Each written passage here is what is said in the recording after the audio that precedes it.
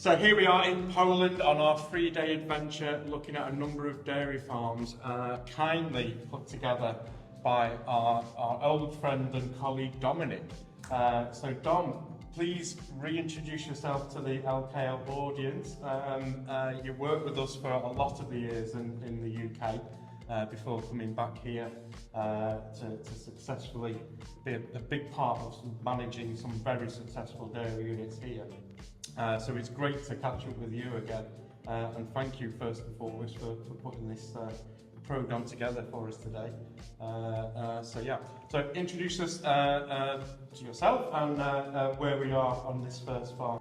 Thank you. And yes, I worked with LKL for can't remember 8 years, I think. Yeah, That was the best time of my life. I started in milking parlour, doing basic work, and then I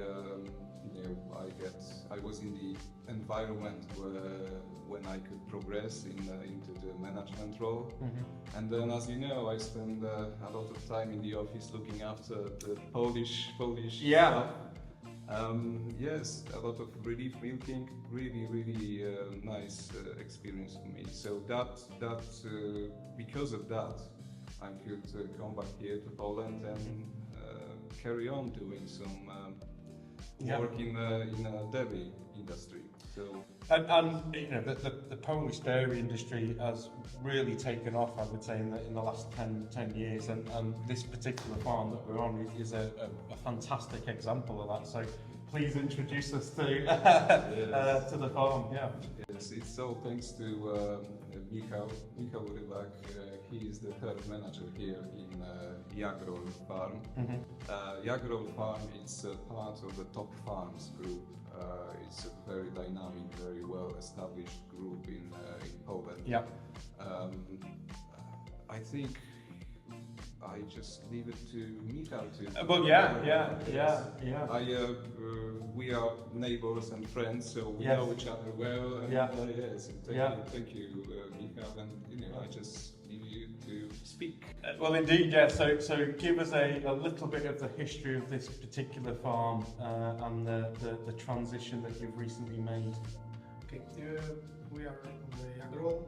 This is a big farm. We have 520 milking cows, and this farm is very old because people built this farm in 1918, and we have PGR on this place. Maybe translate. State-owned, region, yeah. And today this is a private farm, and we modernization this farm, and we have a robot, but I say this next word. Yeah.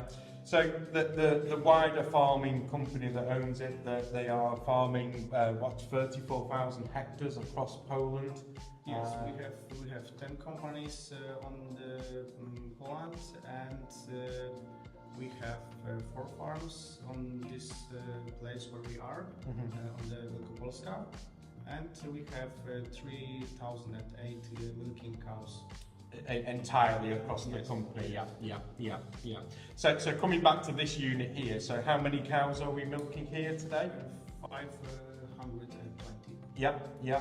And you were a little bit more in the past, in the old days? In the past we have 200 more cows, but when we modernization this farm, in the same time we opened a new farm in Łęka Wielka, and this 200 cows went to the new farm. Yeah. So they went across there. Yeah.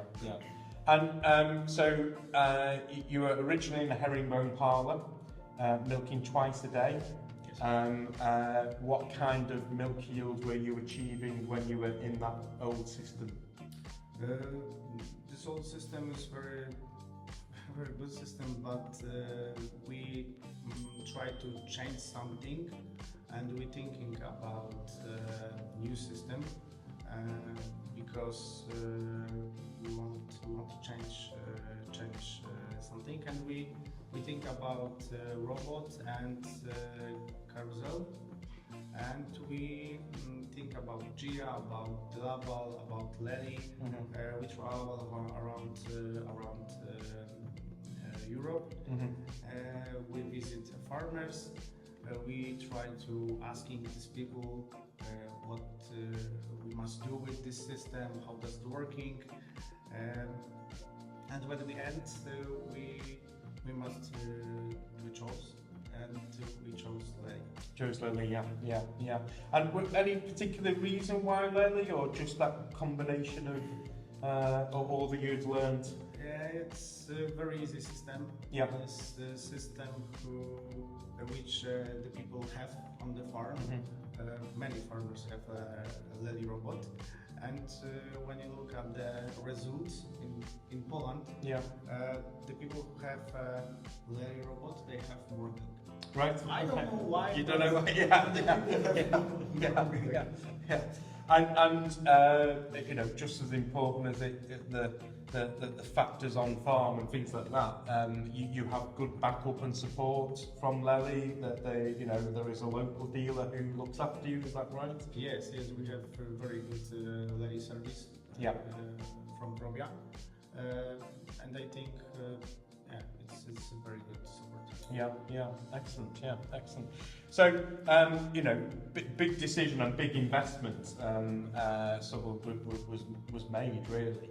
And I often say that the great thing about robots is it forces you to become a proactive manager of the herd, but equally gives you time to manage the herd, and sort of looking at the results that you're now achieving. Absolutely, that is the case with some excellent proactive management. So, just sort of potting through. So, today your milk yield per cow per lactation, what is this? We have 30,500 milk per cow. 13,500 litres, yeah. And that went up quite dramatically from an already good, respectable 10,000 litres plus, Yes, for us, very nice result. And so you were, like you say, you sort of decreased the herd because of that change in system. With the 520 cows, but crikey, the ones that are left have more than made up for their cousins going, isn't it? Yeah. And in terms of some of the other key data, somatic cell counts, what happened with those? We have before modernization 320,000 somatic cells. Today we have 160,000. Right. Okay. Yeah. And you were milking twice a day in the past, wasn't it? In the past, yes. Before today, we milk cows 3.3. So you're getting 3.3 visits as an average across the herd. Yeah. Excellent. And I mean, one of the other the great things that we will shortly see is that stocking rate. It's almost unheard of, certainly in the UK, but I would say widely across Europe.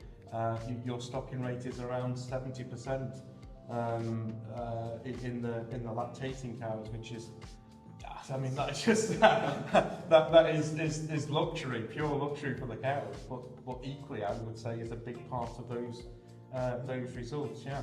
So in terms of feeding and nutrition, what does that look like? So what does the diet consist of? We give cows feeding 2 times per day. Yeah. We give these cows corn, alfalfa, CCM, and a concentrate. Yeah. So maize silage, alfalfa silage, and grass silage, I guess. Yes. With a blend and Yes, CCM, that's a very important part of diet. Energy and And do you know how many sort of megajoules the diet is worth the energy, or is Nie wyliczenia co do trudu. no, no? But I mean, you'll be feeding at a good rate, but whatever it is, you've got the environment where the cows can express the food that's put in. You know, matching the feed to their genetic potential and letting them flourish, isn't it? Really, yeah.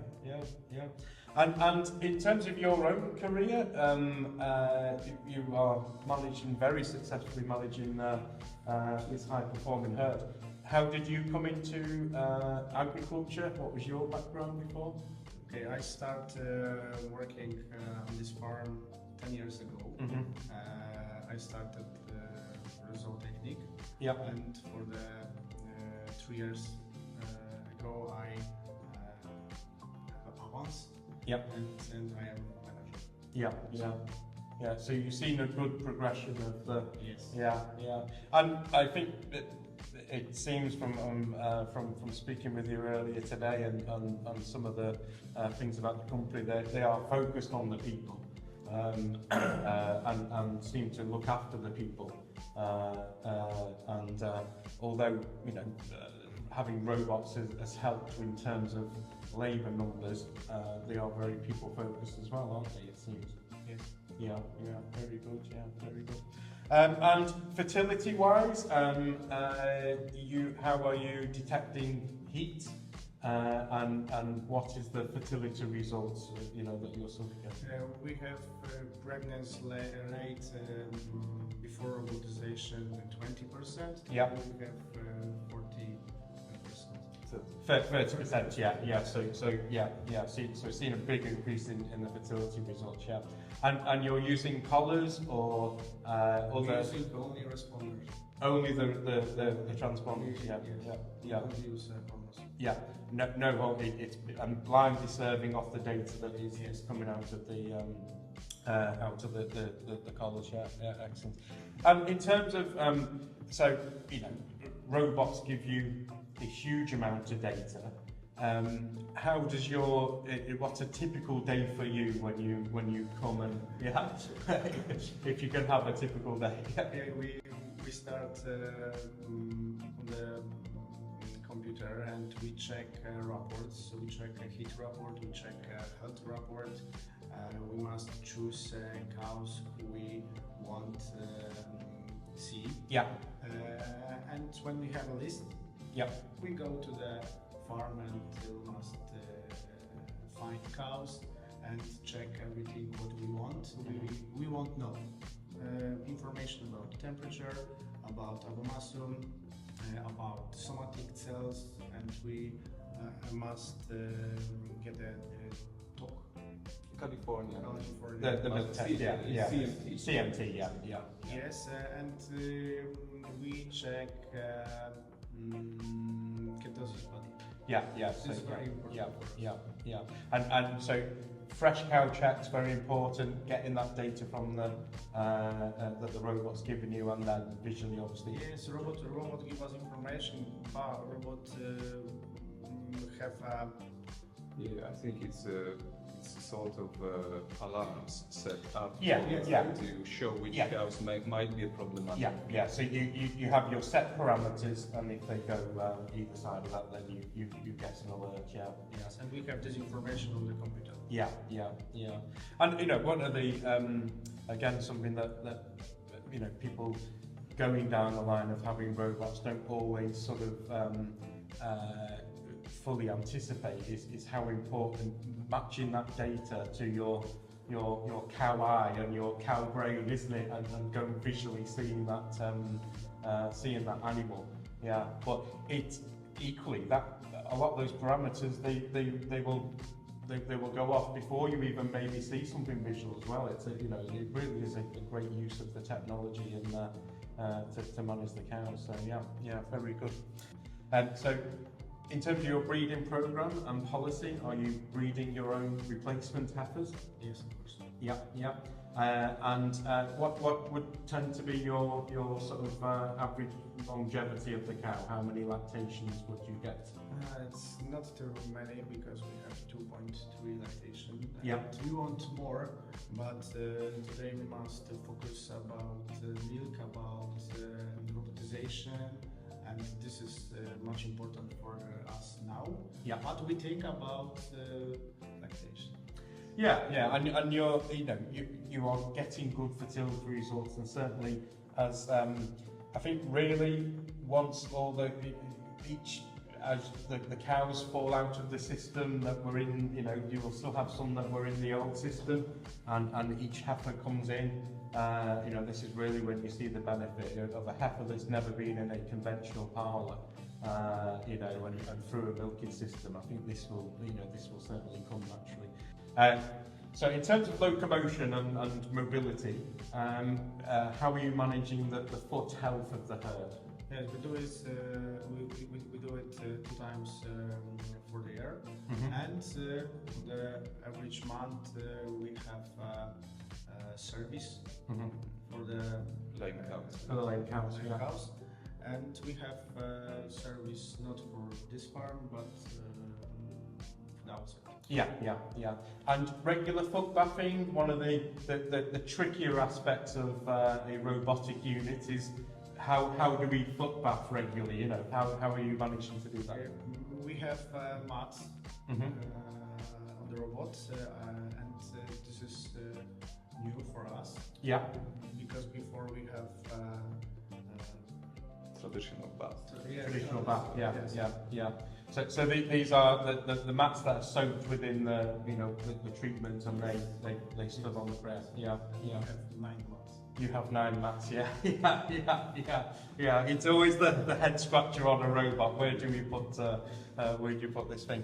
So, brilliant benefit of a robot. The cow has her own time. She can govern her own day.